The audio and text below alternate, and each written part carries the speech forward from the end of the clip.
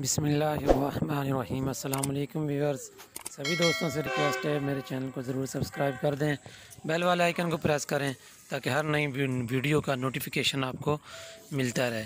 ये जी अल्हम्दुलिल्लाह दो जानवर थे आउट क्लास स्टैंडर्ड, एक मक्खी चीना ब्लैक में था और एक वाइट में।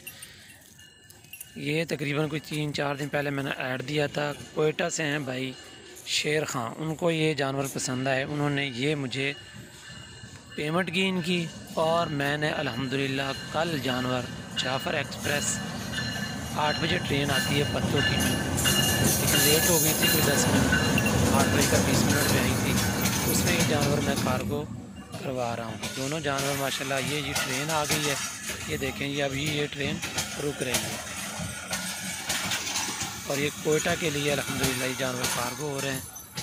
अब मैं ये अपलोड कर रहा हूँ जबकि ये खैर आफियत से कोयटा पहुंच चुके हैं। जाफ़र एक्सप्रेस में मैंने कार्गो करवाएं और मेरे भाई दोस्त जो भी अच्छी कोर्स लेना चाहते हैं मुझसे रब्ता करें, इंशाल्लाह कार्गो भी किया जाएगा और ज़िम्मेदारी के साथ माल पहुंचाया जाएगा। ये देखें जी ये जी ट्रेन है और इसके अंदर जानवरों का स्पेशल बॉक्स होता है। ये जी खोला है,